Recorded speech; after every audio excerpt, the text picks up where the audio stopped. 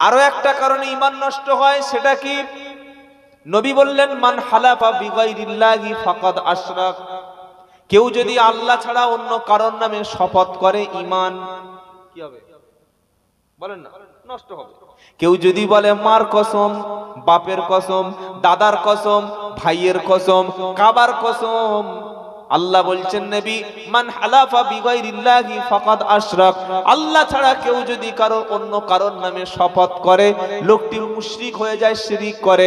মুশরিক করলে তখন তার ঈমান নষ্ট হয়ে যায়। আল্লাহ ছাড়া কখনো কারোর নামে শপথ করব না, ইনশাআল্লাহ বলেন।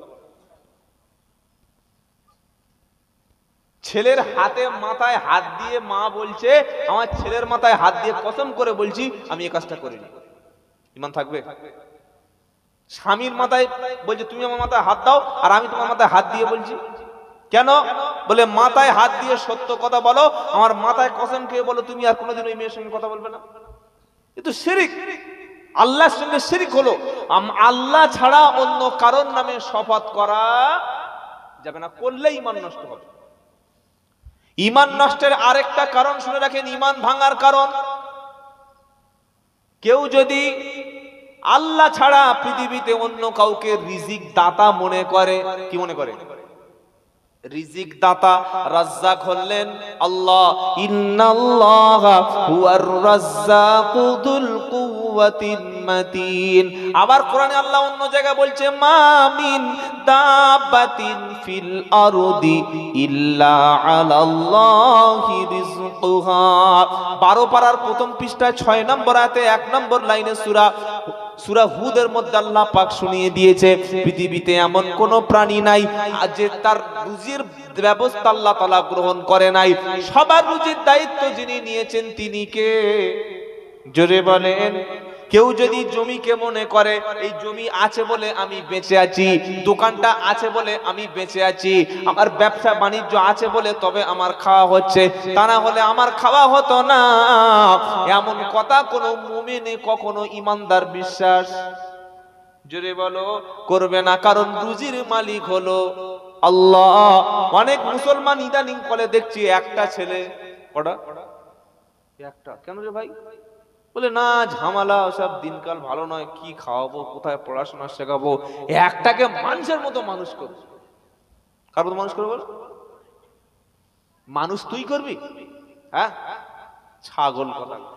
পড়িয়েছে ইংলিশ মিডিয়ামে, দামি স্কুলে ভর্তি করেছে, মনে করছে মানুষ হবে। কেমন মানুষ হচ্ছে একবার চিন্তা করো। রাগ করো না, ইংলিশ মিডিয়াম খারাপ না, তবে ইংলিশ মিডিয়াম থেকে শেখার আগে যদি কোরআন তার মধ্যে না থাকে, একটা ছাগল তৈরি হবে। কি তৈরি হবে? বলে যে ছাগলের উপরে এত রাগ কেন?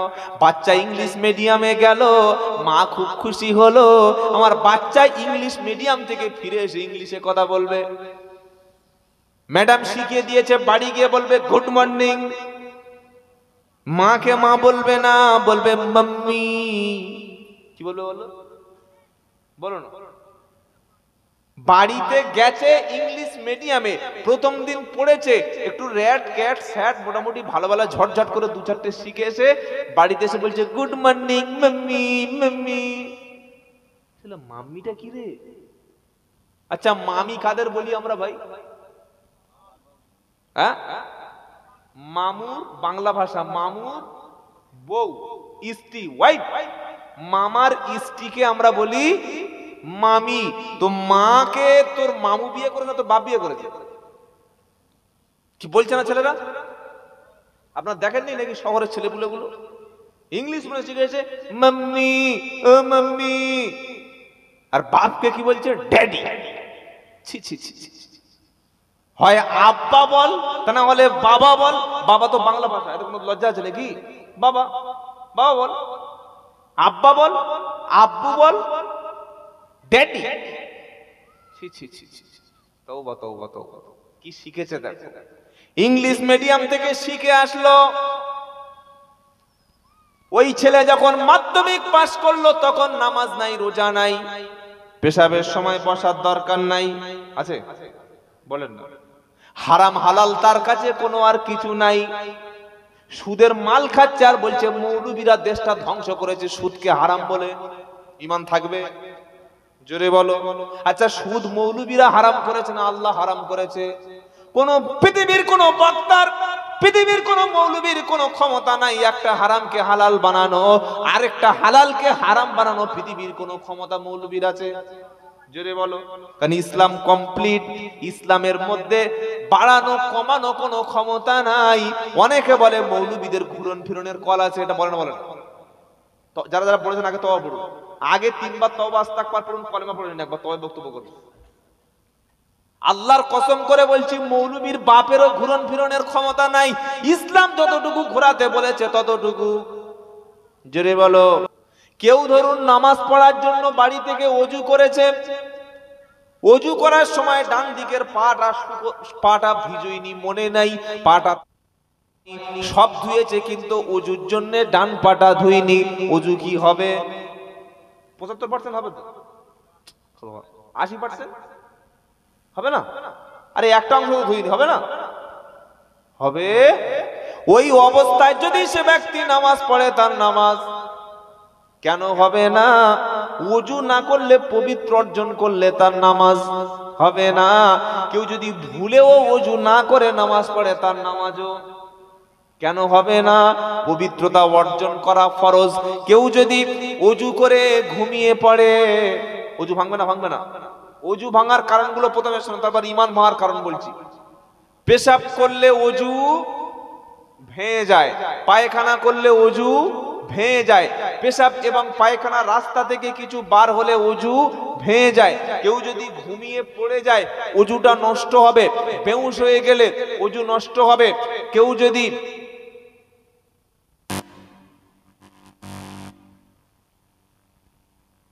হবে, ওযু যদি কারো নষ্ট হয়, সে যদি বুঝতেও না পারে, ওই অবস্থায় নামাজ পড়লে নামাজ হবে না।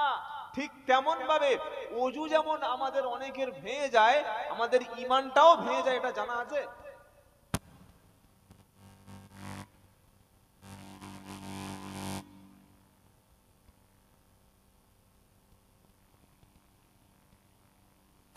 ঈমান নষ্ট হয়ে গেছে, ঈমান ভেঙে গেছে। এই ঈমানটা যদি রিকভার না করেন, পুনরায় নবীকরণ না করেন, ওই বেঈমান অবস্থায়, কুফরি অবস্থায় যদি মৃত্যুবরণ করেন, আপনার কোনো আমল আল্লাহর দরবারে কবুল। ইন্নাল্লাযীনা কাফারু ওয়া মাতু ওয়া হুম কুফফারুন ফালাই ইকবালা মিন আহাদিহিম মিলউলিল আরদি যাহাবাও ওয়ালা ইফতাদা বিহি উলাইকা লাহুম আযাবুন আলীম। তৃতীয় পারা 20 পৃষ্ঠা 12, 13, 14, 13, 14 নম্বর লাইনে 91 নম্বর আয়াত, সূরার নাম আল ইমরান। আল্লাহ পাক বলছে, নিশ্চয়ই যারা কুফরি করলো, আবার মৃত্যুর সময় কাফের হয়েও মরল, কিয়ামতের দিন সে যদি স্বর্ণ পরিমাণ, পৃথিবী পরিমাণ যদি স্বর্ণ দান করে, ফালাই ইকবালা মিনহু, কখনো আল্লাহ পাক সেটাকে কবুল করবে না। তার স্বর্ণ সোনাকে গ্রহণ করে আযাব থেকে তাকে রেহাই দেওয়া, জোরে বলুন, হবে না। ঈমান ভাই কি কি কারণে? ঈমান ভাঙার প্রথম কারণ হলো আল্লাহর সঙ্গে শিরক করা। কি করা? বলেন না। ইন্নাহু মাই ইশরিকু বিল্লাহ ফাকাদ হারামাল্লাহু আলাইহিল জান্নাহ ওয়া মাআহুন নার ওয়া মা লিয-যালিমিনা মিন আনসার। আচ্ছা, কারোর ঈমান আছে, রক্ত পরীক্ষা করে বলে দেওয়া যাবে তো? সুগার মেপে? কারো শরীরে কত জ্বর আছে, এটা মাপার জন্য থার্মোমিটার শরীরে দিয়ে দিলে জ্বর বলে দেবে না? দেবে না? বলবে না? 101 কিংবা 102 কিংবা 104 অথবা 98.4, যতটুকু তার শরীর উত্তপ্ত আছে, শরীরের জ্বর মেপে কিন্তু তার বলে দেওয়া যাবে কতটুকু জ্বর আছে। কি বলছেন বলেন? ব্লাড টেস্ট করলে বলে দেওয়া যাবে লোকটার মধ্যে শরীরে কতটা কোলেস্টেরল রয়েছে, কতটা সুগার রয়েছে, তার শরীরে কতটুকু জন্ডিস রয়েছে, তার শরীরে কতটুকু থাইরয়েড রয়েছে, ব্লাড টেস্ট করে বলে দেওয়া সম্ভব হবে? হবে না? হবে না বলেন? লেন্স দিয়ে চোখে বলে দেওয়া যাবে চোখটা ভালো আছে কিনা। ব্রেনের সিটি স্ক্যান করলে সিটি স্ক্যান করার পরে আপনাকে রিপোর্ট দেবে ব্রেনের অংশটুকু ভালো আছে কিনা, পেটে বাচ্চা আছে কিনা। ইউএসজি আল্ট্রাসোনোগ্রাফি করলে বলে দেওয়া যাবে না? যাবে। আপনার শরীরের মধ্যে কোথায় কি রোগ রয়েছে না রয়েছে ব্লাড টেস্ট করলে, পেশাব টেস্ট করলে, বীর্য টেস্ট করলে অবশ্যই বলে দেওয়া সম্ভব হবে। কিন্তু কোন মুসলমানের মধ্যে ঈমান আছে কিনা এটা ব্লাড টেস্টে কখনো ধরা যদি বলে পড়বে না। তবে কোরআনে কিছু টেস্ট আল্লাহ লিখে রেখেছে, এই টেস্টগুলো সামনে তাকে ফেললে ঈমান আছে কিনা মেপে দেওয়া যাবে। সুবহানাল্লাহ বলে। টেস্ট করাবো ইনশাআল্লাহ। কোথায়? ডাক্তারখানায় তো। কোরআনের সামনে টেস্ট করাতে হবে। টেস্ট করবে কারা? হাক্কানি উলামায়ে কেরাম। বলুন সুবহানাল্লাহ। আচ্ছা, ঈমান আছে কিনা কোনোদিন টেস্ট করিয়েছেন কেউ? টেস্ট আজকে করবো ইনশাআল্লাহ। তো আগে ঈমান ভাঙার কারণটা বলি, তারপরে টেস্ট হবে। যদি টেস্টটা করতে ভুলে যায় একটু মনে করে দেবেন ইনশাআল্লাহ। ইন্নাহু মাই ইশরিক বিল্লাহ। ঈমান কিভাবে নষ্ট হয় দেখেন। লা ইলাহা ইল্লাল্লাহ পড়েছি, মুখে বলেছি, অন্তর থেকে বিশ্বাস করে নিয়েছি, মোটামুটি তাকে ঈমানদার বলা যাবে না? যাবে না। কেউ যদি নামাজ নাও পড়ে তাকে কিন্তু কাফের বলা যাবে তো? কিন্তু কেউ যদি বলে নামাজ পড়ে কি হবে, নামাজ যারা পড়ে তারা বদমায়েশ লোক, নামাজ যারা পড়ে তারাই খারাপ, আমরা ভালো আছি, এই কথা বললে, এই রকম কথা বললে তার ঈমান জোরে বলো থাকে না। মুখে কেউ দাড়ি রাখে নাই, দাড়ি চেঁচেছে, অবশ্যই সে পাপের কাজ করেছে, কবিরা গুনাহ করেছে। যদি সে তওবা করে ফিরে আসে আল্লাহ পাক অবশ্যই ক্ষমা করে দেবে। কিন্তু সেলুনে দাড়ি চাচ্চার বলছে এ মৌলবি শালারা দাড়ি রাখে, সবগুলো হারামখোর, সব পরের বাড়ি খায়। যাদের দাড়ি আছে বদমাশ, আমি মরে গেলে আমার মেয়েকে কখনো দাড়িওয়ালার সঙ্গে বিয়ে দেব না, একথা সেলুনে বসে বসে বলছে। দাড়িওয়ালা মানেই খচ্চর, দাড়ি আছে মানে লোকটা বদমাশ। এরকম কিছু দাড়ি বিদ্বেষী লোক সমাজে আছে না নাই? যারা বলছে দাড়িওয়ালা মানে বদমাশ, দাড়িওয়ালা মানে খচ্চর লোক, দাড়িওয়ালা মানে দাড়ি রেখে শয়তানি করছে। ভাই, তোমার বিয়েটা কি কোনো চাঁচা লোক পড়িয়েছে না দাড়িওয়ালা পড়িয়েছে? তুমি সারা জীবন তো জেনা করতে, তোমার বাপ যেদিন মরে যাবে ডাক্তারকে দিয়ে জানাজা পড়িয়ে নেবে, তোমার মা যেদিন মরে যাবে হাই স্কুলের মাস্টারকে ধরে জানাজা পড়াবে, কোন দাড়িওয়ালার যেন তোমার জানাজার সঙ্গে ডাকবে না। দাড়ি নেই, রাখতে পারেনি, সেটা পাপের কাজ করছে, আল্লাহ ইচ্ছা করলে ক্ষমা করবে। কিন্তু কেউ যদি দাড়ি নিয়ে ঠাট্টা বিদ্রুপ করে তার ঈমান। আর এখনকার যা মেয়ে ভাই, দাড়িওয়ালা ছেলেদের মুডে পছন্দ হয়, সব বলে আমার চাচা মাল লাগে। কি মাল লাগে বলো? একবার দেখো বিয়ে করে কি জ্বালাটা। 6 মাস পরে খালি হুজুর পায়ে ধরছে, হুজুর একটা তাবিজ দাও। কেন? বলছে আর সংসার হয় না, সে আমার স্বামী, অনেক ভেবেছিলাম, খালি দেখছি ছেলেদের মেয়েদের কাছে ফোন করছে। আরে ভাই, ওই মাল তো ওর মধ্যে ওই আছে। বিশ্বাস করুন, আপনার মেয়েকে বিয়ে দেওয়ার আগে প্রথম পাত্রের যেটা নির্বাচন করবেন সেটা তার তাকওয়া, সেটা তার মুত্তাকি, পরেজগার, খোদাভীরু। আগে 5 ওয়াক্ত নামাজ পড়ে কিনা, হালাল ব্যবসা করে কিনা, সে মিথ্যা কথা বলে কিনা, সুদের সঙ্গে যুক্ত আছে কিনা, পরেজগার, মুত্তাকি, খোদাভীরু ছেলে দেখে আপনার মেয়েকে বিয়ে দেবেন ইনশাআল্লাহ বলেন। আর ঠকতে হবে না। দেখেছে পয়সাওয়ালা, কিন্তু ভিতরে যে মদ খায়, গাঁজা খায়, লটারির টিকিট বিক্রি করে, বড় রকমের পাপি, ওটা দেখে না। সাদা দেখেছে তো ফট করে কবুল করে চলে যাবে। ঠকে যাবেন জীবনে, মনে থাকবে ইনশাআল্লাহ। আল্লাহ পাক তাই শোনাচ্ছে, শুনে রাখো বান্দা, আমি আল্লাহ পাক ঈমান নষ্ট করার জন্য, ঈমান ভাঙার জন্য তোমাদের যে কথাটা সাবধান করে দিয়েছি। ঈমান কেন নষ্ট হয়? ইন্নাহু মাই ইশরিক বিল্লাহ। কেউ যদি আল্লাহর সঙ্গে শিরিক করে, কেউ যদি আল্লাহ ছাড়া কোন কবরে গিয়ে সাহায্য চায়, আল্লাহ ছাড়া কোন কবরের কাছে গিয়ে দোয়া করে, কোন কবরওয়ালাকে ভাগ্য পরিবর্তনকারী মনে করে, কবরওয়ালা আমার দোয়া শুনছে, তিনি আমার ভাগ্য পাল্টে দেবে, কবরে যিনি শুয়ে আছে আমার ডাকে তিনি সাড়া দেবে, আমার বিবির পেটের বাচ্চাটা তিনি এনে দেবে, আমার বাগানের যত ফসল তিনি পোকা লেগেছে পোকা ছাড়িয়ে দেবে, আমার ছেলেটা ডাক্তার বানিয়ে দেবে, আমার কপালটা খুলে দেবে। কবর থেকে যদি একবার শুয়ে শুয়ে তিনি ফয়েজ বিতরণ করে, আমার জীবনটা সাথে সাথে পাল্টে যাবে। কবরওয়ালা ব্যক্তিকে ভালো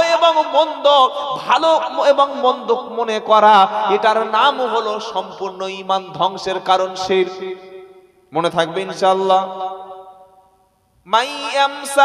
ওয়াইয়ামসাসকাল্লাহু বিদুররিন ফালা কাশিফা লাহু ইল্লাহু ওয়া ইউরিদুকা বিখাইরিন ফালা রাদ্দা লিফাদলিহি। আল্লাহ পাক বলছেন, আমি আল্লাহ যদি কাউকে কোনো অকল্যাণ করি, আমি আল্লাহ যদি কাউকে কোনো অমঙ্গল দান করি, পৃথিবীর এমন কোনো ব্যক্তি নাই যে তাকে কল্যাণ করতে পারে। আর আমি যদি আল্লাহ কাউকে কল্যাণ করি, কারোর যদি জীবনটাকে আমি পাল্টে দিই, কারোর যদি আমি মঙ্গল করি, পৃথিবীর কোন ব্যক্তি তাকে মঙ্গলের হাত থেকে বাঁচাতে পারে না। লাভ ক্ষতির মালিক হলেন তিনি, আমার আল্লাহ পাক হলেন যিনি। ঈমানেই তো আপনি বলেছেন খায়রিহি ওয়া শাররিহি মিনাল্লাহি তাআলা। যেদিন ঈমান এনেছেন সেদিন আপনাকে বিশ্বাস করাই লাগবে ভালো এবং মন্দ কার পক্ষ থেকে হয়, বলেন না? তাহলে একদিকে বলছেন আমি ঈমান এনেছি, আমার ঈমান আছে, ভালো মন্দ আল্লাহ তোমার হাতে, আবার কি করে ছাগল গরু মাজারে গেল? মসজিদ যে মুসলমানের সমাজে থাকবে সেই মুসলমান মাজারের কাছে যাবে কি করে? আপনি ঘুটিয়ারি কালকে চলুন আমার সাথে, 12-14টা মেয়ে দেখবেন মাজারের পাশে শুয়ে আছে। কেন? বললে বিয়ে করেছি 5 বছর 6 বছর 10 বছর বাচ্চা নাই। বললাম দেখো, বাচ্চা হওয়ার জন্য কিন্তু মাজারে আসতে হয় না, বাচ্চার জন্য স্বামী লাগে। কি লাগে বলেন না? স্বামীকে ছেড়ে মাজারে শুয়েছিস, বাচ্চা হবে? হ্যাঁ, কেউ যদি স্বামীকে বাদ রেখে তাল তলায় শুয়ে থাকে, গাছ তলায় শুয়ে থাকে, ঢালাই রাস্তায় শুয়ে থাকে, বাচ্চা হবে তো? কত বলেন না? কে বলেছে হবে না? হবে, তবে ওই বাইরের প্রোডাক্ট হবে, হারামি বাচ্চা হবে। ঈমান নষ্ট হওয়ার প্রথম কারণ হচ্ছে শিরক। নিজের অজান্তেই আমরা শিরক করি। কিছু মুসলমানের ধারণা অমুক পীর সাহেব তাবিজ দিয়েছে, এটা বললে অসুবিধা হবে না তো? হলে আর আমার কি যায় আছে, যেটা সত্য সেটা বলতে হবে। তবে বাসন্তীর লোকের থেকে আমার প্রচুর ভয় লাগে, কি বুঝলে? তবে আমার ওই ওলামারা আছে, এরা সত্যটাকে বলে দেবে। একবার এই হোগলডৌরি ওখানে একদম নদীর পাড়ে, জানেন ওটা ওই ভাঙনখালি ওপারে, হ্যাঁ, কি বিপদে পড়েছি কি বলবো আর, সেটা ঘটনাটা বলবো না? থাক, আপনাদের বদনাম করে লাভ নেই, ভালো মানুষ সব ফেরেশতা বসে আছে, আল্লাহ মাফ করুক, বলুন আমিন। আল্লাহ আমাদের আল্লাহর উপরে বিশ্বাস রাখার তৌফিক দান করুক, বলুন আমিন। কোন মুসলমান যদি মনে করে যে উমুক পীর সাহেব বা উমুক হুজুরের তাবিজটাই আমার ভালো করে দিয়েছে, উমুক হুজুরের তাবিজেই আমার ছেলের পরীক্ষায় ফার্স্ট হয়ে গেছে, উমুক তাবিজটা ধারণ করে আমার 6টা মেয়ে হয়েছিল, তাবিজটা যেই পেটে বেঁধেছি পরের বছর পেটে ছেলে, ঈমান থাকবে? তাবিজকে ক্ষমতার উৎস মনে করার নাম হচ্ছে শিরক। এই রকম শিরক করলে তার ঈমান থাকে না। কেউ যদি মনে করে ডাক্তার আমাকে বাঁচিয়েছে, অমুক বড় ডাক্তারকে আমি দেখিয়েছিলাম 500 টাকা ভিজিট, 1000 টাকা ভিজিট, কিংবা চিত্তরঞ্জনে দেখিয়েছিলাম হয়নি, এনআরএসে হয়নি, এখানে হয়নি, কলকাতায় হয়নি, ভেলোরে গিয়েছিলাম বলে ওই ডাক্তার ছিল বলে আমি বেঁচে আছি, এটা এই কথা বিশ্বাস করলে কিন্তু তার ঈমানটা। এবার ইব্রাহিম আলাইহিস সালামের ঈমান দেখেন, ঈমান আগে আনতে হবে, পরে ঈমান নষ্টের কথা। ইব্রাহিম আলাইহিস সালাম বলছে ওয়া ইদা মারিতু ফাহুয়া ইয়াসফিন, ওই আল্লাহ পাক আমাকে তিনি রোগ দেন, আল্লাহ পাক আমাকে সুস্থতা দান করেন। সুবহানাল্লাহ। কোন মুসলমান যখন ঈমান আনবে, কোন মুসলমান যখন বিশ্বাস করবে যে খাইরিহি ওয়া শাররিহি মিনাল্লাহি তাআলা, ভালো এবং মন্দ আল্লাহর পক্ষ থেকে হয়, পৃথিবীর কোন তাবিজ, পৃথিবীর কোন ওষুধ, পৃথিবীর কোন মঙ্গল আমাকে কিছু করতে পারে না, এই বিশ্বাস করলে ঈমানওয়ালা ব্যক্তি বিপদে পড়লে কখনো সে হতাশ হবে না। বলুন সুবহানাল্লাহ।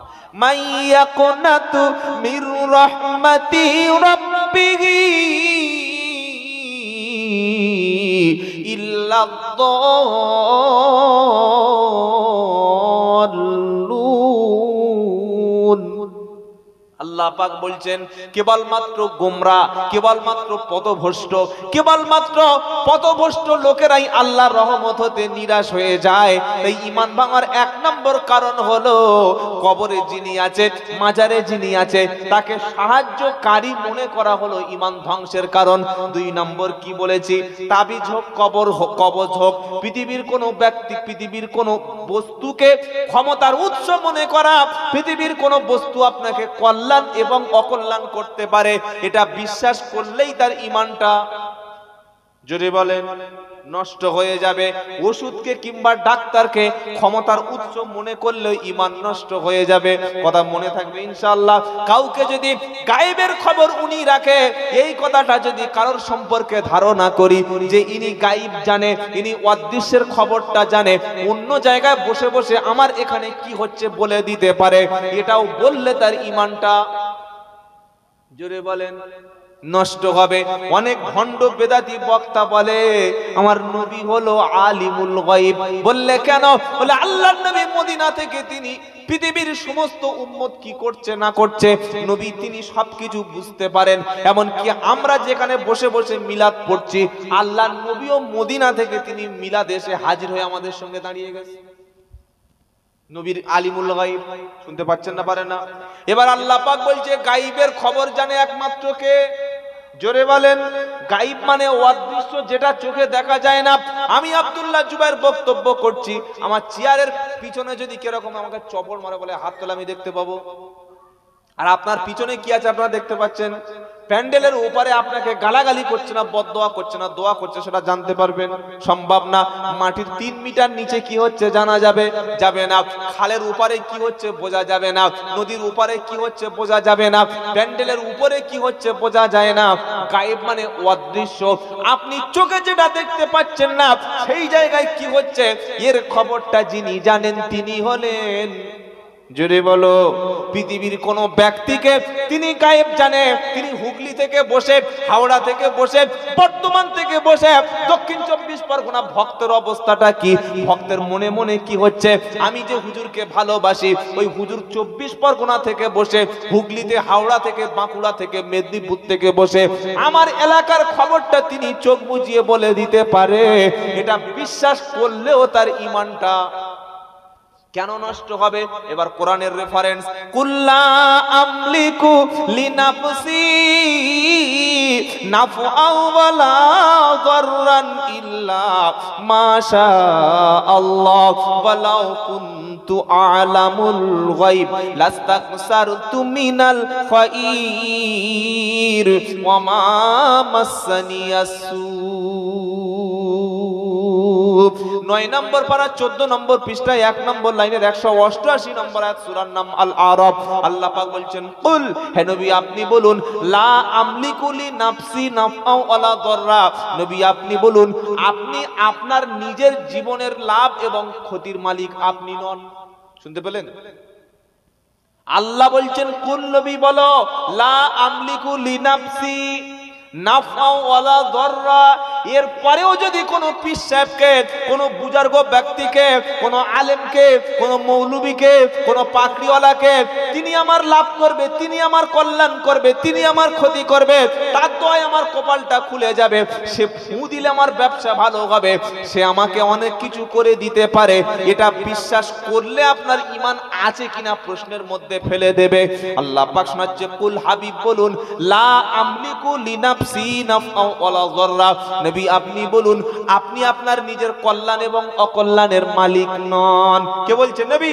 লা আমলিকু লিনাফসি নাফআও ওয়ালা যাররা, আমার জীবনে যত লাভ, আমার জীবনে যত ক্ষতি, নবী বলছে এর মালিকানা, এর অধিকার বা এটার মালিক আমি আল্লাহর নবী নই, ইল্লা মাশাআল্লাহ। এটা কেন বললেন?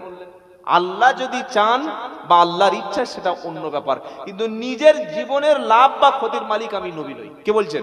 আল্লাহর নবীকে আল্লাহ বলাচ্ছেন কোরআনে। নবী আপনি এটাও বলুন, ওয়ালাউ কুনতু আলামুল গায়ব। একদল বেদাতি সুন্নি পীর আছে যারা নিজেদেরকে রেজবি বেরিলি বলে দাবি করে, শুনেছেন না? মেদিনীপুরে প্রচুর আছে, বাঁকুড়ায় আছে, বীরভূমে আছে, মুর্শিদাবাদে আছে, তারপরে পাথরচাপড়ি তো প্রচুর আছে। তারা দাবি করে যে আমাদের পীর সাহেব চোখ বুজিয়ে 300 কিলোমিটার দূর থেকে মুরিদের অবস্থা বলে দিতে পারে। বলুন, এটা বিশ্বাস করলে কোন মানুষের ঈমান থাকবে?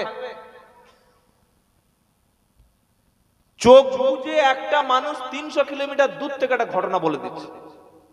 আস্তাগফিরুল্লাহিল আযীম, আস্তাগফিরুল্লাহিল আযীম। কিভাবে মানুষকে ধোঁকা দিচ্ছে দেখেন।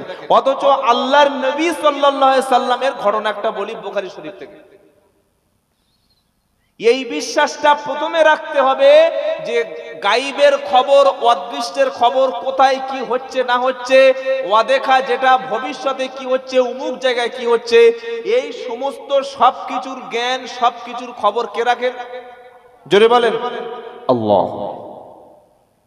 কিন্তু আল্লাহ রাখেন, আবার নবীও রাখেন, কিংবা পীর সাহেব তিনি মানুষের অন্তরের খবর 300 কিলোমিটার দূর থেকে চোখ বুজিয়ে তিনি কিছু খবর পরিবেশন করতে পারে। আর এইটাকে বিশ্বাস যদি কোনো মানুষ মনে করে, তাহলে আল্লাহ আলিমুল গায়ব হলেন, আবার নবীও আলিমুল গায়ব, নবীও অদৃশ্যের খবর জানেন। পীর সাহেবও চোখ বুজিয়ে অন্তর চোখ দিয়ে 300 কিলোমিটার দূর থেকে বলে দিতে পারেন। আল্লাহর সঙ্গে অন্য কাউকে সমকক্ষ কি করে দেওয়া হলো না ভাই? করা হলো না? আল্লাহ পারেন, আবার অমুক ব্যক্তি পারেন। এই আল্লাহর সঙ্গে আল্লাহ জানেন, পৃথিবীর কোন ব্যক্তি জানেন, এইটা মনে করার নাম হলো আল্লাহর সঙ্গে শিরক। আল্লাহর সিফাত, আল্লাহর গুণাবলীর মধ্যে শিরক করা। আর এই রকম আকীদা বিশ্বাস রাখলে তার ঈমান থাকবে না। নামাজ তো দূরের কথা ভাই, নামাজ তো বলবো ইনশাআল্লাহ। প্রথমে আমাকে কি বিশ্বাস করতে হবে? গায়েবের খবর, অদৃশ্যের খবর, কোথায় কি হচ্ছে না হচ্ছে, ভবিষ্যতে কি হবে, এটা পৃথিবীর কোনো ব্যক্তি জানে না।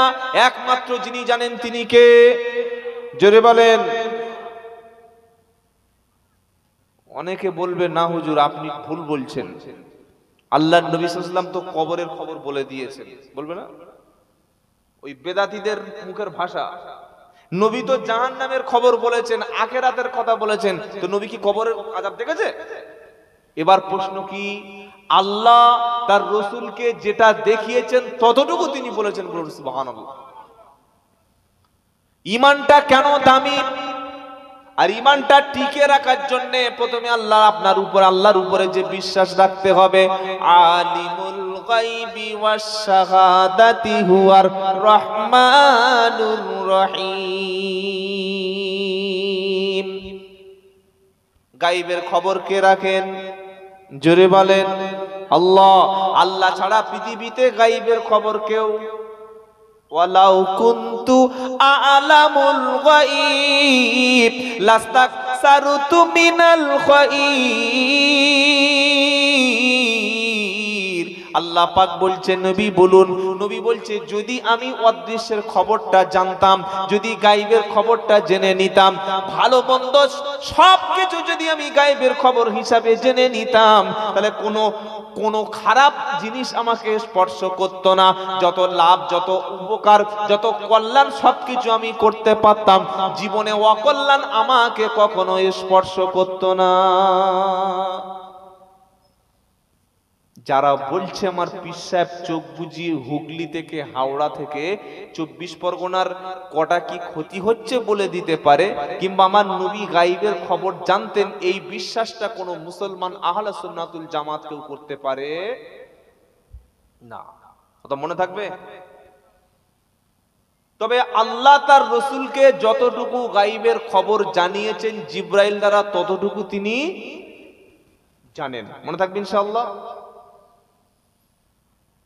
আরো একটা কারণে ঈমান নষ্ট হয়, সেটা কি? নবী বললেন, মান হালাফা বিগাইরিল্লাহি ফাকাদ আশরাক। কেউ যদি আল্লাহ ছাড়া অন্য কারোর নামে শপথ করে, ঈমান কি হবে বলেন না? নষ্ট হবে। কেউ যদি বলে মার কসম, বাপের কসম, দাদার কসম, ভাইয়ের কসম, কাবার কসম, আল্লাহ বলছেন নবী, মান হালাফা বিগাইরিল্লাহি ফাকাদ আশরাক। আল্লাহ ছাড়া কেউ যদি অন্য কারোর নামে শপথ করে, লোকটি মুশরিক হয়ে যায়, শিরিক করে। মুশরিক করলে তখন তার ঈমান নষ্ট হয়ে যায়। আল্লাহ ছাড়া কখনো কারোর নামে শপথ করব না ইনশাআল্লাহ বলেন। ছেলের হাতে মাথায় হাত দিয়ে মা বলছে, আমার ছেলের মাথায় হাত দিয়ে কসম করে বলছি আমি এই কাজটা করিনি, ঈমান থাকবে? স্বামীর মাথায় বলছে তুমি আমার মাথায় হাত দাও, আর আমি তোমার মাথায় হাত দিয়ে বলছি, কেন? বলে মাথায় হাত দিয়ে সত্য কথা বলো, আমার মাথায় কসম খেয়ে বলো তুমি আর কোনোদিন ওই মেয়ের সঙ্গে কথা বলবে না। কিন্তু শিরিক, আল্লাহর সঙ্গে শিরিক হলো। আল্লাহ ছাড়া অন্য কারোর নামে শপথ করা যাবে না, করলে ঈমান নষ্ট হবে। ঈমান নষ্টের আরেকটা কারণ শুনে রাখেন, ঈমান ভাঙার কারণ। কেউ যদি আল্লাহ ছাড়া পৃথিবীতে অন্য কাউকে রিজিক দাতা মনে করে, কি মনে করে? রিজিক দাতা রাজ্জাক হলেন আল্লাহ। ইন্নাল্লাহা হুয়ার রাজ্জাকু যুল কুওয়াতিল মাতিন। আবার কোরআনে আল্লাহ অন্য জায়গায় বলছে, মা মিন দাব্বাতিন ফিল আরদি ইল্লা আলাল্লাহি রিজকুহা। 12 পারার প্রথম পৃষ্ঠায় 6 নম্বর আয়াতে 1 নম্বর লাইনে সূরা হুদের মধ্যে আল্লাহ পাক শুনিয়ে দিয়েছে, পৃথিবীতে এমন কোন প্রাণী নাই যে তার রুজির ব্যবস্থা আল্লাহ তাআলা গ্রহণ করে নাই। সবার রুজির দায়িত্ব যিনি নিয়েছেন তিনি কে? জোরে বলেন। কেউ যদি জমিকে মনে করে এই জমি আছে বলে আমি বেঁচে আছি, দোকানটা আছে বলে আমি বেঁচে আছি, আমার ব্যবসা বাণিজ্য আছে বলে তবে আমার খাওয়া হচ্ছে, তা না হলে আমার খাওয়া হতো না, এমন কথা কোনো মুমিনে কখনো ঈমানদার বিশ্বাস জোরে বলো করবে না। কারণ রুজির মালিক হলো আল্লাহ। অনেক মুসলমান ইদানিং বলে দেখছি একটা ছেলে, কটা? একটা। কেন রে ভাই? বলে না ঝামেলা, সব দিনকাল ভালো নয়, কি খাওয়াবো, কোথায় পড়াশোনা শেখাবো, একটাকে মানুষের মতো মানুষ করবো। কার মতো মানুষ করবো বল? মানুষ তুই করবি? হ্যাঁ, ছাগল কথা। পড়িয়েছে ইংলিশ মিডিয়ামে, দামি স্কুলে ভর্তি করেছে, মনে করছে মানুষ হবে। কেমন মানুষ হচ্ছে একবার চিন্তা করো। রাগ করো না, ইংলিশ মিডিয়াম খারাপ না, তবে ইংলিশ মিডিয়াম থেকে শেখার আগে যদি কোরআন তার মধ্যে না থাকে, একটা ছাগল তৈরি হবে। কি তৈরি হবে? বলো যে ছাগলের উপরে এত রাগ কেন? বাচ্চা ইংলিশ মিডিয়ামে গেল, মা খুব খুশি হলো, আমার বাচ্চা ইংলিশ মিডিয়াম থেকে ফিরে এসে ইংলিশে কথা বলবে। ম্যাডাম শিখিয়ে দিয়েছে, বাড়ি গিয়ে বলবে গুড মর্নিং। মাকে মা বলবে না, বলবে মাম্মি।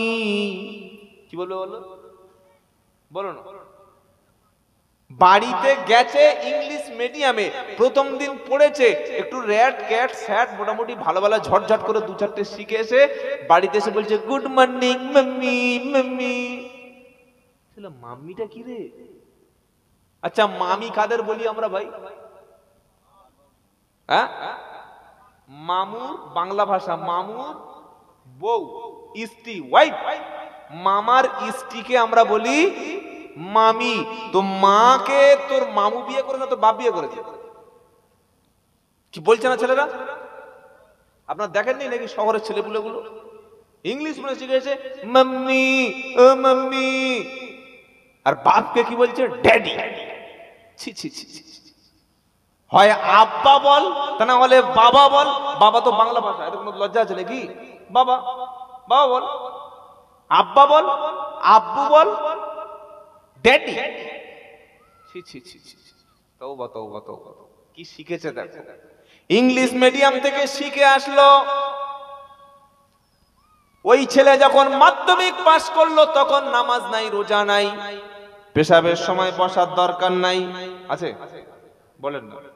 হারাম হালাল তার কাছে কোনো আর কিছু নাই।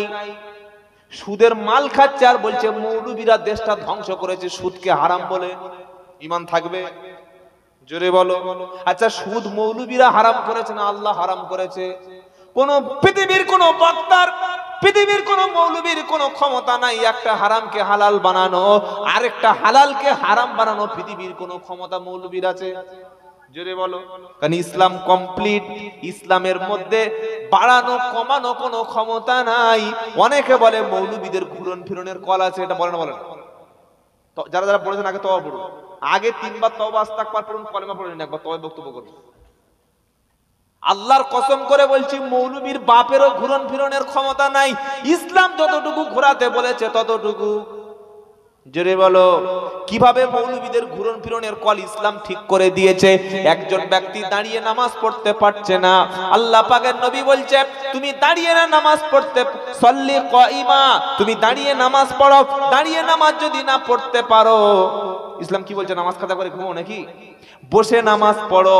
দাঁড়ানো থেকে না পারলে বসে পড়ো। এটা ইসলাম বলেছে, আল্লাহ রসুল বলেছে না মৌলবীরা বলেছে? আল্লাহ রসুল বলতে বলেছে, তবে মৌলবীরা বলেছে। এখানে যদি বলি মৌলবীর ঘুরন ফিরন কল আছে, কথাটা বলা ঠিক হবে। আবার বসে নামাজ না পড়তে পারলে নামাজ পড়তে হবে কিভাবে? জোরে বলো। শুয়ে। তো শুয়ে নামাজ পড়তে কে মৌলবীরা বলেছে না আল্লাহ বলতে বলেছে? আল্লাহ বলতে বলেছে। রমজান মাস চালু হলো, একটা মেয়ের মেন শুরু হলো, নাপাক পিরিয়ড, রক্ত শুরু হয়ে গেল। মৌলবীর কাছে গিয়ে বলল হুজুর কি করব? হুজুর তখন বলছে শোনো, এখন তোমার রোজা মাপ আছে, তবে রমজান মাস শেষ হয়ে গেলে কিংবা নাপাক থেকে যখন তুমি পাক হবে, রমজান মাসের পরে একটা রোজার বদলে আরেকটা রোজা করে দেবে। এটা ইসলাম করতে বলেছে না মৌলবী ঘুরন ফিরনের কল আছে? জোরে বলো। ইসলাম করতে বলেছে। একটা লোক প্রচন্ড অসুস্থ, তার কারণে পানিতেও হাত দিয়ে ওযু করতে পারে না। ডাক্তার বলেছে এখানে তোমার হাত ভেঙে গেছে, এখানে প্লাস্টার করা আছে, কিংবা এমন অবস্থা হয়ে গেছে তুমি পানি পাও নাই, ওযুর বিকল্প হলো তায়াম্মুম, তায়াম্মুম করে নাও। এটা ইসলাম বলেছে না মৌলবীদের ঘুরন ফিরনের কল আছে? বাবা আমার সে গরম পানি বলেছিলাম, কোন দিকে গেল? কল পাশে বসে থাকলে খাওয়া হয়ে যাবে। এখানে একজন বসুন না, কেউ আছে? এই কথাটা কোনোদিন আর বলবেন না যে মৌলবীদের ঘুরন ফিরনের কল আছে, ইনশাআল্লাহ বলেন। কেন? আল্লাহ যতটুকু ইসলামে মৌলবীদের ঘুরাতে বলেছে ততটুকু ঘুরাতে পারবে, তার বেশি পারবে না। আল্লাহ যতটুকু নির্দেশ দিয়েছে তার বেশি সম্ভব হবে না।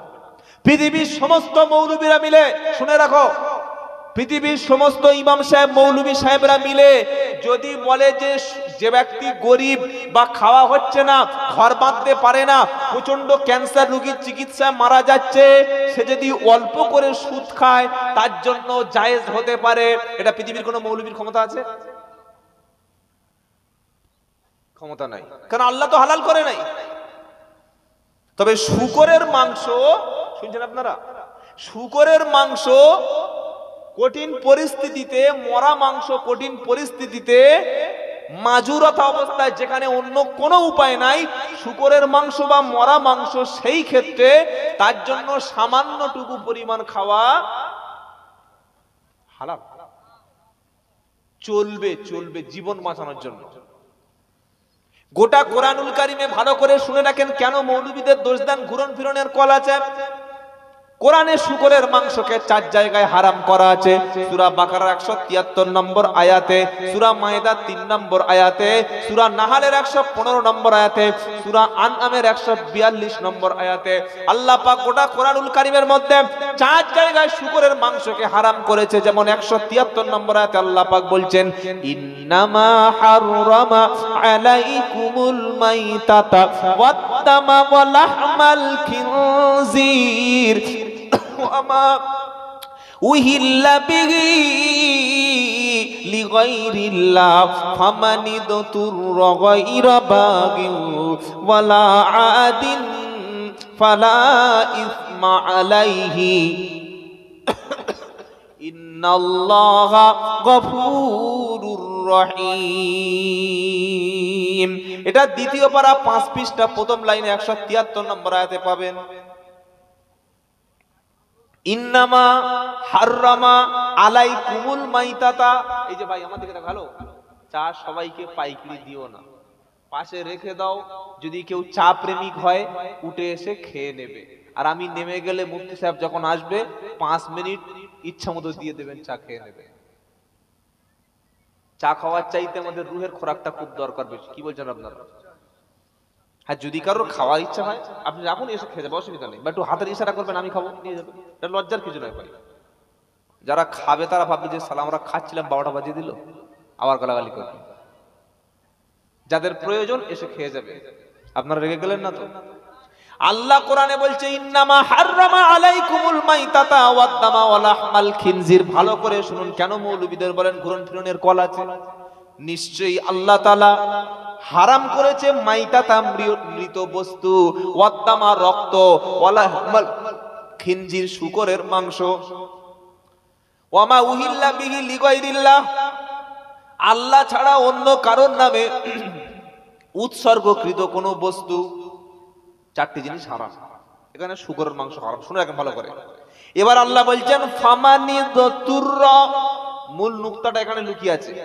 যদি এমন কোন ওজর আসে, আপনি এমন একটা জায়গায় গিয়ে পড়েছেন যেখানে দেখছেন কোনো খাবার নাই,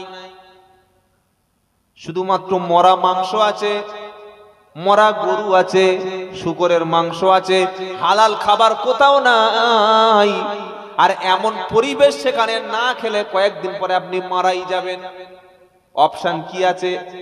মরা গোশ কিংবা শূকরের মাংস অতটুকু পরিমাণ খেয়ে আপনাকে জীবন বাঁচাতে হবে যতটুকু খেলে আপনার জীবনটা বলেন বেঁচে যাবে। আল্লাহ কোরআনে যেখানে বলেছেন শূকরের মাংস হারাম, মরা মাংস হারাম, তার পাশে অপশন রেখেছে মরণাপন্ন মাজুর অবস্থায় ততটুকু পরিমাণ খাওয়া যাবে। কিন্তু যেখানে সুদের কথা আল্লাহ বলেছে সেখানে কিন্তু বলেনি অসুস্থ কিংবা ক্যান্সার রোগী কিংবা গরিব মানুষের জন্য অল্প করে হলেও সেখানে সুদ খাওয়া যাবে, এই কথাটা বলা, জোরে বলো, ভালো করে শুনবেন, নেই। কারণ নেই বলে মৌলবীরা সুদ কখনো হালাল করতে পারবে না। তাই কখনো ঘুরিয়ে কথাটা বলবেন না যে মৌলবীদের ঘুরন ফিরনের কল আছে, বরং ইসলাম মানুষের জন্য সহজ করে দিয়েছে, যার জন্য কষ্ট হবে তার জন্য ইসলামটা অন্যভাবে সহজ। সুবহানাল্লাহ বলেন। আরেকটা ঘটনা বলি, রমজান মাস চলছে, একজন বৃদ্ধ ব্যক্তি রাসূলুল্লাহ সাল্লাল্লাহু আলাইহি ওয়াসাল্লামের কাছে গিয়েছে, গিয়ে বলল হুজুর আমি যদি আমার স্ত্রীকে চুমা খাই বা কিস করি রোজা কি নষ্ট হবে? বৃদ্ধ মানুষ, সে কন্ট্রোল করতে পারবে নিজেকে। নবী সাল্লাল্লাহু আলাইহি ওয়াসাল্লাম বললেন তোমার জন্য চুমা খাওয়াতে দোষ হবে না। আরেকটা নববিবাহিত পুরুষ নবীর কাছে রমজান মাসে গিয়ে কি প্রশ্ন করলো, নবী বলল তুমি বিরত থাকবে। এ বৃদ্ধ, এ কন্ট্রোল করতে পারবে, কিন্তু 28 বছর 30 বছর সবে বিয়ে করেছে, কন্ট্রোল করতে পারবে? কি বলছেন বলেন? তার জন্য বিরত থাকাটাই উত্তম। তাহলে আপনি যদি বলেন মৌলবীরা ঘুরন ফিরনের কল আছে, এটা মৌলবীদের কল না ইসলাম আপনার জন্য সহজ করে দিয়েছে, কোনটা? সুবহানাল্লাহ। তাহলে ঈমান ভাঙার অনেকগুলো কারণ বলে দিলাম। আল্লাহ তাআলা এই সমস্ত কারণ থেকে আমাদের দূরে থাকার তৌফিক দিক, বলুন আমিন। শেষে যে কারণটা বললাম সেটা কি বললাম মনে আছে আপনাদের? মনে নাই? রিস্কের মালিক আল্লাহ ছাড়া পৃথিবীতে কাউকে মনে করা যাবে না, আর রুজির ভয়ে সন্তানকে হত্যাও করা যাবে না। আল্লাহ সন্তান দিয়েছে, 2টো হোক, 3টে হোক, 4টে হোক, 5টা হোক, আপনার স্ত্রীর স্বাস্থ্যের দিকে লক্ষ্য করে আপনি আল্লাহকে খুশির জন্য ভবিষ্যতে প্রজন্মকে বাঁচিয়ে রাখার জন্য সন্তান নেবেন। অনেকে বলে হুজুর না আমাদের রাষ্ট্র বলছে 2টো, না আমাদের রাষ্ট্রে এমন কোনো আইন এখনো নেই। আমাদের প্রতিবেশী দেশের নাম চায়না, চীন। চীনের সরকার এক সময় বলেছিল 1টার বেশি বাচ্চা নেওয়া যাবে না, এখন চীন সরকার বলছে 3টে করে বাচ্চা নাও। রাশিয়ার প্রেসিডেন্ট পুতিন এক সময় বলেছিল 1টার বেশি বাচ্চা হলেই তাকে শাস্তি দেওয়া হবে, এখন পুতিন বলছে 7টা করে বাচ্চা নাও, 10 লক্ষ রিয়াল দেবো, 10 লক্ষ ডলার দেবো। কেন বলছে? সেই সমস্ত দেশগুলো একটা বাচ্চা নিয়ে নিয়ে এমন হয়ে গেছে শুধু বৃদ্ধ আর বৃদ্ধ, কোনো শ্রমিক নেই, কোনো লেবার নাই, কলকারখানায় কাজ সব বন্ধ, মাথায় হাত দিয়ে বসে আছে আল্লাহ বাচ্চা পাবো কই? সুবহানাল্লাহ বলতে ইচ্ছা করে না? রাজ্জাক তো আল্লাহ, আল্লাহ ছাড়া কাউকে রাজ্জাক মনে করা যাবে না। এবার আমি কি বলেছিলাম, ঈমান যে আছে কিংবা নাই এটা টেস্ট করব আপনাদের, আমিও টেস্ট করব ইনশাআল্লাহ। ইনশাআল্লাহ বলেন। ঈমান টেস্ট করবেন কিভাবে, খাঁটি মুমিন চিনবেন কিভাবে? প্রথমে দেখি খাঁটি ঈমান কার কার আছে। ইন্নামাল মুমিনুনাল্লাযীনা আমানু বিল্লাহি ওয়া রাসূলিহি মালাম ইয়ারতাবু ওয়াজাহাদু বিআমওয়ালিহিম ওয়া আনফুসিহিম ফি সাবিলিল্লাহি উলাইকা হুমুস সাদিকুন। 26 পারা সূরা হুজরাতের 15-16 নম্বর আয়াত আল্লাহ পাক শোনাচ্ছে, ইন্নামাল মুমিনুনাল্লাযীনা আমানু বিল্লাহি ওয়া রাসূলিহি। খাঁটি ঈমানদার কেবলমাত্র তো তারা যারা আল্লাহ এবং রাসূলের উপর ঈমান আনে। প্রথমে আল্লাহর উপরে ঈমান, তারপরে রাসূলের উপর জোরে বলেন ঈমান, তারপরে সুম্মা লাম ইয়ারতাবু। ঈমান আনার পরে কখনো সন্দেহ পোষণ করে না। ওয়াজাহাদু বিআমওয়ালিহিম ওয়া আনফুসিহিম ফি সাবিলিল্লাহ। আল্লাহর রাস্তায় মাল এবং জান দিয়ে জিহাদ করে যারা। জিহাদ মানে অমুসলিমকে হত্যা নয়, জিহাদ মানে অন্য ধর্মের উপরে আক্রমণ নয়, জিহাদ মানে দেশবিরোধী কাজ নয়, জিহাদ মানে সশস্ত্র আন্দোলন না। জিহাদ মানে হলো চেষ্টা করা, জিহাদ মানে হলো কোনো কাজকে সফল করার জন্য প্রাণপণ চেষ্টা করা। আল্লাহ পাক শোনাচ্ছে, মাল এবং জান দিয়ে আমার পথে মুজাহাদা করবে যারা, ঈমানের দাবিতে প্রকৃত মুমিন হলো তারা। সুবহানাল্লাহ। আবার প্রকৃত মুমিনের কথা সূরা আনফালের মধ্যে ওখানে আল্লাহ পাক বলেছে যে প্রকৃত মুমিন আবার কারা। এখানে সূরা হুজরাতে বলছে যে ঈমান আনে আল্লাহ রাসূলের প্রতি, ঈমান আনার পরে সন্দেহ পোষণ করে না, জান এবং মাল দিয়ে আল্লাহর পথে সংগ্রাম করে, ওরা হচ্ছে প্রকৃত ঈমানদার। বলুন সুবহানাল্লাহ। আমরা তো খুব চালাক, আমরা কি বলি, হুজুর আপনার জন্য জান দেব, লড়বো। ভাই জান দিবি, লড়বি, মসজিদে কাজ হচ্ছে 2 বস্তা সিমেন্ট দে, বলছে আমার এখন লকডাউন চলছে। কি গো আছে না নাই? বললে হুজুর মাদ্রাসাকে খুব ভালোবাসি, খুব ভালোবাসি। বলে হ্যাঁ। বলে ঘরের সামনে মাদ্রাসা হচ্ছে, তো ছেলেটা মাদ্রাসায় দে। মাদ্রাসা ছেলে দেয় নাকি? কিন্তু ভিখারি ছেলেরা পড়ে। আমার ছেলে বড় মিশনে পড়াবো, বড় বড় বড় মিশন। এদিকে বললি মাদ্রাসাকে ভালোবাসি, ছেলে একটাও তো কোরআন জানে না, কোথায় ভালোবাসার নমুনা বলো? আমরা বললাম আল্লাহ আপনাকে খুব ভালোবাসি, রাসূল আপনাকে খুব ভালোবাসি। তো যখন ভালোবাসো, আল্লাহ আগে চেয়েছে মাল, পরে চেয়েছে জান। আমরা বললাম হুজুর জান দেব, মাল কিন্তু দেব না। ইসলাম আগে চেয়েছে মাল, পরে দেবে জান। আগে মাল এবং পরে দেবে জান যারা খাঁটি ঈমানদার হলো। আগে সাহাবারা দিয়েছে জান না মাল? বলো না। আগে দিয়েছে মাল, পরে দিয়েছে জান, তাই তারা সাহাবা। আমরা খুব চালাক, আল্লাহর জন্য কাঁদতে পারি, রাসূলের জন্য কাঁদতে পারি। দেখবেন যখন বক্তা কানে হাত দিয়ে আমার মা ফাতেমা যখন সুরালো ঘটনা বলবে, বসে বসে শ্রোতা তখন চোখের পানিতে জামার গেঞ্জি ভিজিয়ে দেবে। আর মসজিদ মাদ্রাসার জন্য পয়সা চাইলে বলবে জুতো কই, ঘুরো, চল বাড়ি চল, বিড়ি ধরা। কি বুঝলেন? এটা ভালোবাসা, এটা ভালোবাসা।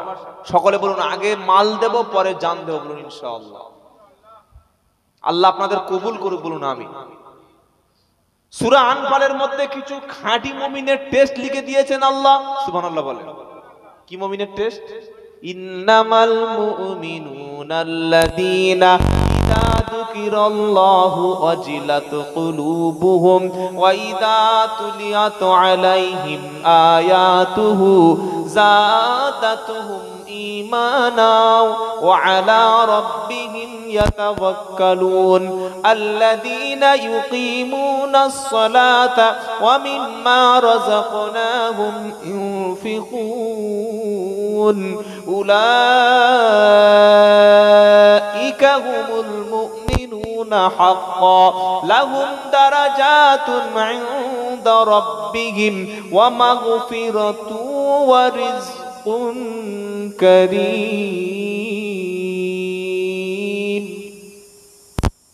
সুবহানাল্লাহ বলার দরকার না, না এখন বলে লাভ নেই, কাল সকাল 10টার দিকে বলবে। আল্লাহু আকবার। আপনাদের দোষ নাই, আমাদের ভিটামিন যুক্ত বক্তব্য শুনিয়ে শুনিয়ে জিহবাটা এমন করে দিয়েছে না, কোরআন শুনলে মুখ দিয়ে সুবহানাল্লাহ বার হয় না। কি শুনলে সুবহানাল্লাহ বার হয় দেখবেন, বক্তব্য করব বাবারা। আল্লাহর একজন ওলি বাংলাদেশে যাচ্ছিলেন বাবা, হুজুর বার হয়েছে, হঠাৎ তার একজন ভক্ত মুরিদ সুন্দরবন জঙ্গলে জঙ্গলে তিনি কাঠ ভাঙতে গেছে, যাওয়ার পরে সামনে দেখছে রয়্যাল বেঙ্গল টাইগার। বাবা রয়্যাল বেঙ্গল টাইগার আবার বাবা, বাঘ বাবা হয়ে গেল। কি বাঘ কোনোদিন বাবা হয়? এইবার কাঠ ভাঙতে গেছে রয়্যাল বেঙ্গল টাইগার বাবা, মুরিদের ঘাড়ে যখন পড়েছে, পিসাব তখন হুগলি জেলায় বসে উজু করছিল বাবা, হাতে ছিল একটা লোটা। লোটা মানে কি? বদনা। বদনাটা হলো সে আগেকার কাঁসার মাল দেখেছেন এখানে, কাঁসার লোটা।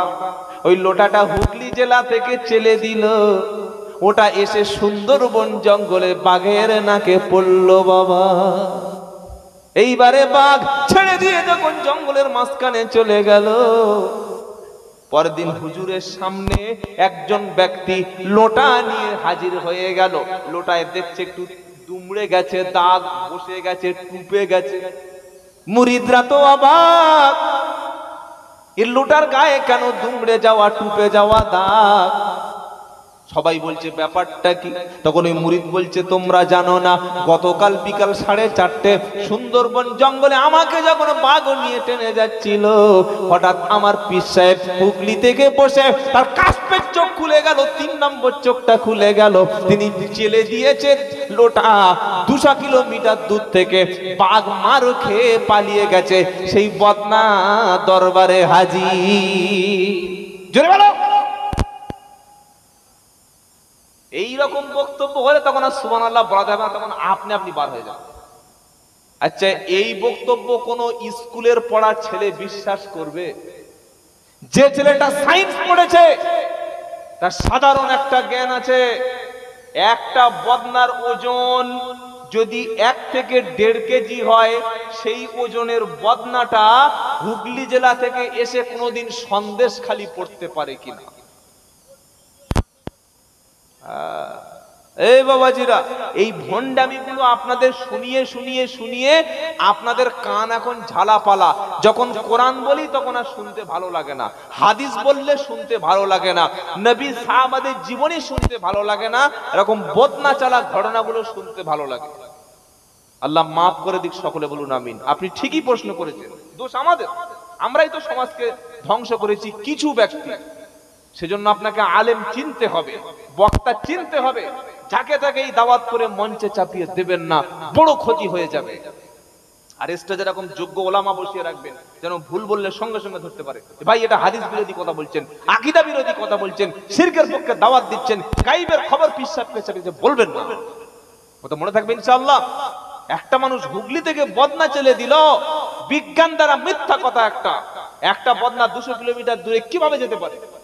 না আছে তার উইংস, না আছে তার কোনো ম্যাগনেটিক্যাল পাওয়ার, না আছে কোনো চুম্বক শক্তি। পাকা টাহা মিথ্যা কথা মানুষকে বলে দিয়েছে। এই সোশ্যাল মিডিয়ার শিক্ষিত যুগে এই সমস্ত কথা চলে, এইসব ভণ্ডামি। এই শুনছে বলছে সুবহানাল্লাহ সুবহানাল্লাহ। আর আল্লাহর কুদরত, নবীদের মুজিজা, এগুলো মানুষ যখন শুনে মুখ থেকে সুবহানাল্লাহ পার হয় না। তো আল্লাহ পাক সূরা আনফালে 2 নম্বর আয়াতে খাঁটি মুমিনের কিছু টেস্টের কথা বলে দিচ্ছেন। এই খাঁটি মুমিনের 5টা কোয়ালিটি, 5টা গুণাবলী থাকবে। এই 5টা গুণ, 5টা কোয়ালিটি যে ব্যক্তির মধ্যে থাকবে, সে হচ্ছে আল্লাহর খাতায় একটা খাঁটি মুমিন। বলুন সুবহানাল্লাহ। কি কি? ইন্নামাল মুমিনুনাল্লাযীনা ইদা যুকিরাল্লাহু ওয়াজিলাত কুলুবুহুম।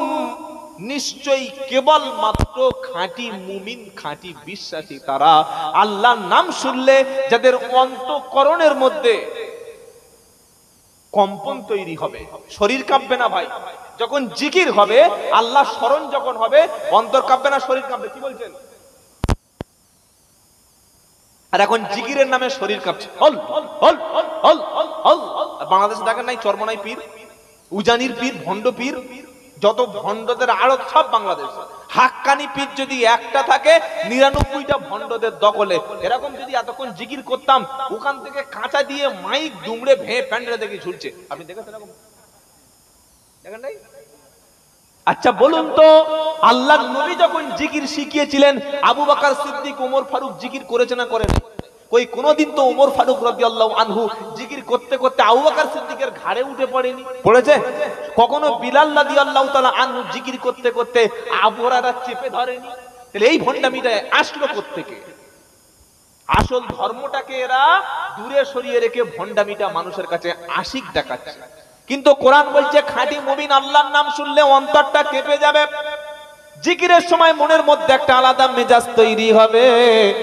2 নম্বর হলো ওয়াইদা তুলিয়াত আলাইহিম আয়াতুহু যাদাতহুম ঈমানা, আল্লাহর কোরআন তেলাওয়াতে তার ঈমানটা বেড়ে যাবে। সুবহানাল্লাহ। কোরআন যখন শুনবে, হারামকে হারাম বলে ছেড়ে দেবে, হালাল বস্তুকে তখন ভক্ষণ করবে, ফরজ ওয়াজিব সুন্নাত তার দ্বারাই আমল হবে, নিষিদ্ধ নাজায়েজ কাজগুলো তার দ্বারাই ছেড়ে যাবে। কোরআন শোনার পরে অটোমেটিক নিজেকে পরিবর্তন করে নেবে। 3 নম্বর হলো ওয়া আলা রাব্বিহিম ইয়াতাওয়াক্কালুন, খাঁটি মুমিনের 3 নম্বর কোয়ালিটি হলো ভরসা করবে একমাত্র কার উপরে? জোরে বলুন আল্লাহ। সকলে বলুন আজ থেকে আল্লাহর উপরে ভরসা করব। বলুন ইনশাআল্লাহ। তিনি ছাড়া আমাদের আর বাঁচানোর কেউ নাই, তিনি ছাড়া আমাদের দোয়া শোনার কেউ নাই, তিনি ছাড়া লাভ ক্ষতির কোনো মালিক নাই। তিনি রিজিক দেন বলে আমরা বেঁচে আছি, তিনি হায়াত দিচ্ছেন বলে আমরা বেঁচে আছি, তিনি সুস্থ রেখেছেন বলে আমরা বসে আছি, তিনি আমার কপালে যতটুকু রেখেছেন ততটুকু আমি পাবো, তিনি আমাকে যদি দয়া করে জান্নাতটা দেয় জান্নাত পাবো, তিনি যদি আমাকে শাস্তি দেন আমাকে শাস্তি নিতেই হবে, তিনি যদি আমাকে পৃথিবীতে ধনী বানানোর চেষ্টা করে পৃথিবীর কেউ আমাকে ক্ষতি করতে পারবে না। সমস্ত সবকিছু ভরসা আল্লাহর উপরে রাখবো। বলুন ইনশাআল্লাহ। বিপদ মুসিবত আসবে ইমানদারের, আসবে না? আসবে না? ইমানদারের 5টা বিপদ পৃথিবীতে হবে। বলানা বলুওয়ান্নাকুম বিশাইইন মিনাল খাউফি ওয়াল জুই ওয়া নাকসিম মিনাল আমওয়ালি ওয়াল আনফুসি ওয়াস সামারাতি ওয়া বাশশিরিস সাবিরিন আল্লাযীনা ইযা আসাবাতুহুম মুসিবা ক্বালু ইন্না লিল্লাহি ওয়া ইন্না ইলাইহি রাজিউন। দ্বিতীয় পারা, দ্বিতীয় পৃষ্ঠা, সূরা বাকারা 153-54 নম্বর আয়াতে আল্লাহ পাক বলছেন, ওখানে সূরা আনফালে কি বলেছে? ইমানদারের কোয়ালিটি কটা? জোরে বলে। 1 নম্বর আল্লাহ জিকিরের সময় অন্তরটা তার কাঁপবে। 2 নম্বর ওই ব্যক্তি কোরআন তেলাওয়াত করলে আল্লাহর উপরে তার ঈমানটা অনেক বেড়ে যাবে। 3 নম্বর হলো আল্লাহর উপরে ভরসা করবে। আর আল্লাহ পাক বলছে খাঁটি ঈমানদার আমার উপরে ভরসা করবে। যখন ঈমানদার আমার উপরে ভরসা করবে, আমি ঈমানদারের 5 রকম পরীক্ষায় ফেলে একটু দেখে নেব যে ঈমান আছে কিনা। টেস্ট করব করকম? জোরে বলো। 5 রকম বিপদ দিয়ে টেস্ট হবে। কি? বলানা বলুওয়ান্নাকুম বিশাইইম মিনাল খাউফি ওয়াল জুই ওয়া নাকসিম মিনাল আমওয়ালি ওয়াল আনফুসি ওয়াস সামারাত ওয়া বাশশিরিস সাবিরিন আল্লাযীনা ইযা আসাবাতুহুম মুসিবা ক্বালু ইন্না লিল্লাহি ওয়া ইন্না ইলাইহি রাজিউন। প্রথম পরীক্ষা হলো আমি আল্লাহ তোমাকে ক্ষুধার কষ্ট প্রথমে ভয় দেখাবো, ঈমান আনলে তার উপরে ভয়ের পরিবেশ তৈরি হবে। আজকের আপনারা দেখতে পাচ্ছেন সারা পৃথিবীতে নির্যাতন সব কিন্তু ঈমানদারদের উপরে হচ্ছে। একদিকে ফিলিস্তিনে এই পর্যন্ত প্রায় 50,000-এর বেশি মানুষকে শহীদ করা হয়েছে, 10 লক্ষ মানুষকে ঘরছাড়া করে দেওয়া হয়েছে। আর সামনে 21শে জানুয়ারি ভারতবর্ষের মুসলমানের উপরে আসছে কঠিন ঈমানের পরীক্ষা। কত জানুয়ারি কি হবে জানেন? জানা আছে? নিজের মসজিদের খবর না নিলে জানবো কিভাবে ভাই? মুসলমানের ছেলেরা, বাবরি মসজিদ কখনো ভাঙার ক্ষমতা সুযোগ হতো না যদি আমরা মসজিদে আবাদ করতাম। কি বলছেন আপনারা? কি বলছেন বলেন? কলকাতায় 200-এর উপরে মসজিদ বন্ধ আছে, আপনার জানা আছে? জানা নাই।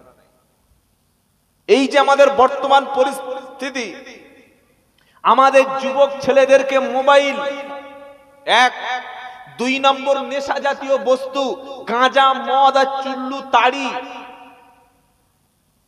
3 নম্বর মোবাইলের অশ্লীলতা যেভাবে যুবক সমাজকে গ্রাস করেছে ভাই, আমরা অভিভাবক, আমরা সমাজের যারা দায়িত্বশীল ব্যক্তি, যদি আমরা ছেলেদেরকে না রুখে দিই, যদি সঠিক পথে না আনি, আপনার মসজিদ 10 থেকে 20 বছর পরে যে বাবরির মতো হবে না, যে তালা পড়বে না, তার কি গ্যারান্টি আছে বলেন?